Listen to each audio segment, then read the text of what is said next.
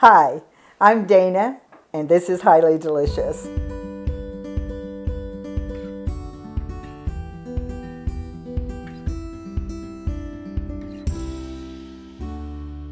I have a physician that I am just crazy about. Her name is Dr.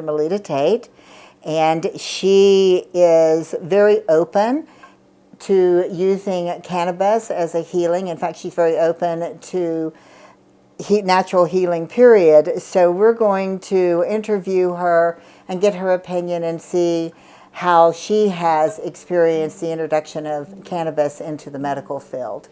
This is a process and a journey that the patient has to take, and really that's true with quite a few of our medications that we do as well. You can't just take a pill and know if it's going to work. We try to titrate our medications up because different patients metabolize things differently, and this is certainly no different.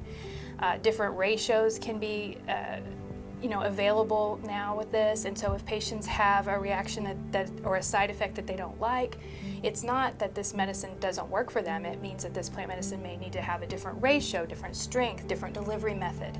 And so there's starting to be, thank goodness, there were some more states who've pioneered this before us. There's starting to be quite a body of knowledge that we can access, and we can even look now, we can give our patients a website where they can look up the strains. And I remember when we first started doing this, and we would look up different strains that could be helpful for different conditions, and we're telling, our pastor's wife, well, you need the purple gorilla strain or something. It felt so unusual to me. But we all just laughed about it, and went on from there. But you can also search some of these websites we give to patients where they can put in their diagnoses and then see which strains may help them more, what delivery method may be better for that symptom that they're having.